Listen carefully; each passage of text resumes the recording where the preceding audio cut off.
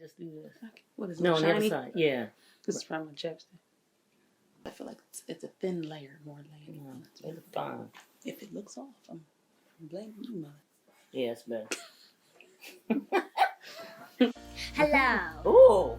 Ooh. My name is Layla. My name is Connie. My name is Courtney. This is my beautiful mother and my beautiful daughter. And I am a mother. I am a woman learning how to heal. Yeah. And I'm glad to be here.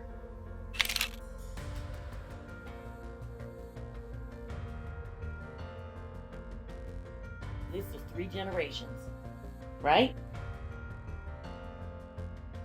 If I wait for my trauma to be completely gone, I'll never live. We're going to figure it out. So for you, Mom, I wonder, how did you view helping us talk about our emotions? And I'm really asking just because I may not remember certain things, but what was that like when we were growing up? It wasn't forthright in the sense of, I need to do this. So it wasn't this just, hey, we need to gather around and sit and just talk. I probably saw you more as a challenge, because it's for you to question something, and you didn't necessarily you did. You just had questions about things, which is necessary, but I saw that as, she's not cooperating with whatever I'm struggling with, so therefore I need to handle it this way. Part of me now, I regret it. But then I'm learning, like, it's not only okay, it's necessary. It's interesting. You made the comment of saying, if we question things, it was like disrespect, and not with you, but just in general in the Black community. It's such a toxic way of thinking. It's been so unhealthy and creates these unhealthy dynamics in families, to the point that you have a bunch of adults living as children on the inside because we haven't been able to have those kinds of conversations. But you don't realize until you're a parent how much the stuff you've gone through immediately comes out. And then you realize, wait a minute, I'm doing the exact same thing that my mom did to me that I hated. That's right. And there's a level of humility that has to come in when we talk about mental health and emotions, because we're not going to understand everybody and why they feel the way that they do. And that's the hardest thing that I think that's been taken from the Black community, is our right to feel.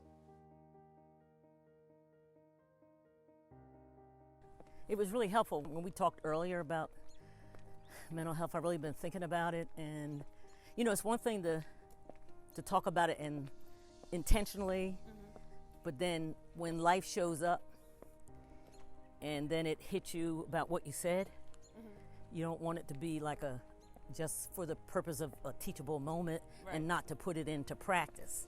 Raised so regimented, everything was, and yet I didn't necessarily like that, but it's interesting how I didn't like it, but it became a part of who I was, but yet who I didn't want to be. It's deep. because I think in your case, right, you figured that stuff out later down the line. Yeah. So that's good. I mean, it's harder for seasoned individuals to kind of separate the two. Me, I have an opportunity to kind of do it a little bit earlier, and then we have this one, who has the opportunity to not even have it as a part of a problem. 3, 2, 1. Kids are the most resilient when it comes to trauma. And they find ways to be happy, even in the midst, because she's, this pandemic has been a lot.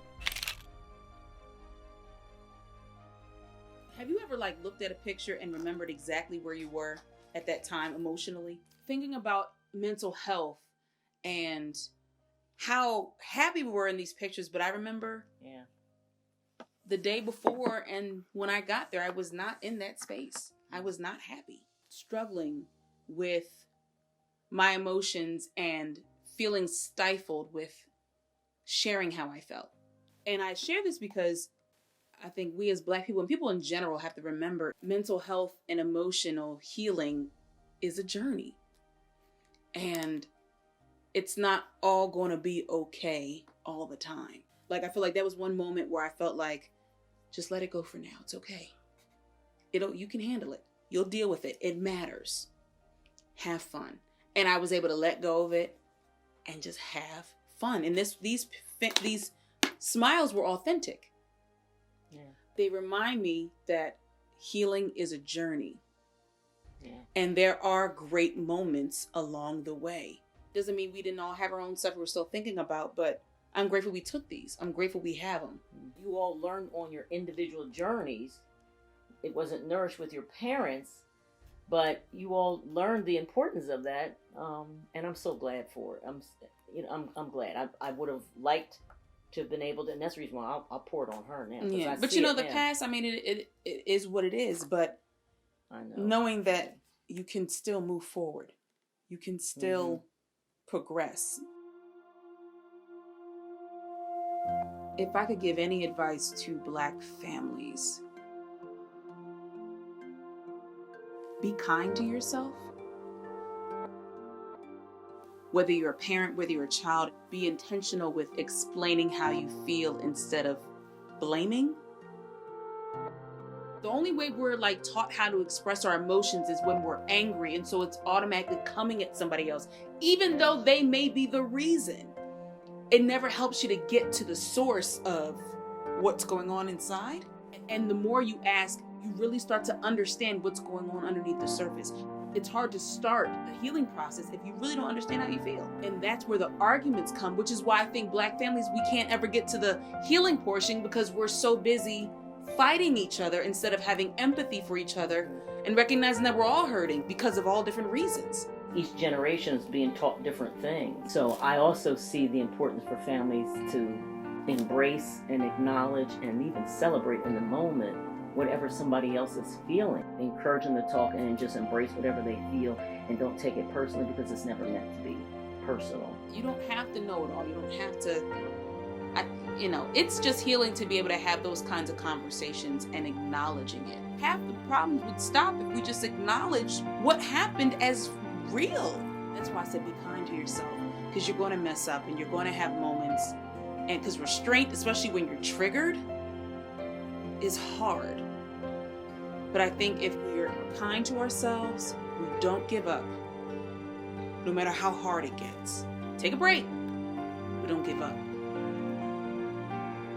We as Black families, we as a Black community, we start getting the healing that our ancestors didn't get.